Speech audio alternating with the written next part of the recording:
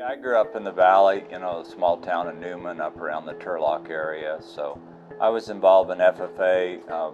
We had some cattle, I was involved in 4-H and FFA. And we didn't have, my dad wasn't a cattleman for a living. He was had an electrical and plumbing shop. Then we had the cattle as a sideline. Just a purebred cattle operation, 100 cows or whatever. So just a smaller thing. But that, really where I got my interest and love for the cattle and, had that passion, developed that passion for it.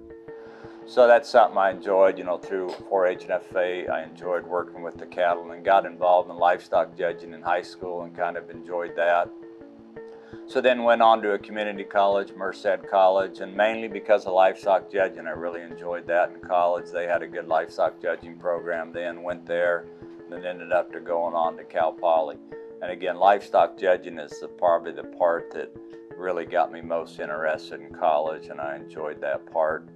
Then when I got out of school, graduated from Cal Poly, I worked for a cattlemen's association, Marifax Cattle Association. It was a small breed in the Midwest, worked there for a year, and then went back to graduate school at Kansas State. Got my master's and PhD at Kansas State in reproductive physiology.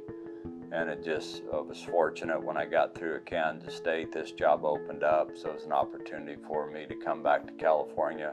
My wife's from California as well, so an opportunity for us to come back. So I got this job and I've been here ever since. My wife was an ag teacher for a number of years. Started out in Northern California, then down here in this area. So, we were lucky to be able to raise our kids around this kind of stuff. Our kids were involved in FFA and the beef cattle stuff and all that. So, been real lucky to have a job. The two things I really enjoy are working with young people and working with cattle. And this job allowed me to do both those things. So I was real fortunate. My wife had actually, when she was out here, she hadn't finished her graduate or undergraduate degree. She actually transferred back to Kansas State to finish that. And so when we moved back here and I worked for that cattle association, we were in Manhattan, that's where we were living. And so then when I decided to go back to graduate school, then I was right there. And I'd got to know those people while I was working and when she was in school there, and I liked the people at Kansas State. And it had a really highly respected program. Both my master's and PhD research dealt with the interaction of nutrition and reproduction. So for my master's, we did a study that looked at puberty, the impact of nutritional quality on the onset of puberty. And then for my PhD, we looked at the effects of energy on the return to estrus, postpartum reproduction in beef cows. So we had cows on different energy levels and evaluated how that impacted. We did some real intensive ultrasound work, probably most intensive evaluation of cows, looking at how they resume estrus cycles after calving using ultrasound to look at follicular development on their ovaries on a daily basis. So I spent a lot of time with my arm in a cow scanning ovaries. I came in 1990 and joined the animal science department, and I have taught classes in reproduction and also taught beef production, and I've taught some other classes along the way as well. When I first came, we did have a large commercial herd, which we had for most of my career, but we don't have now because we're no longer up at the San Joaquin Experimental Range.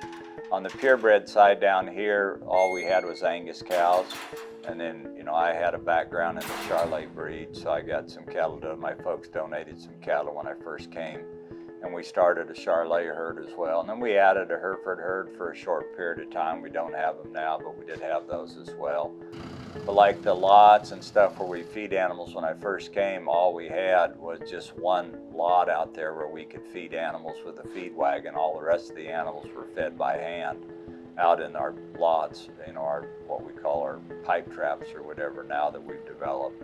We had a feedlot where we could feed with a feed wagon, but all the rest of the animals were fed by hand.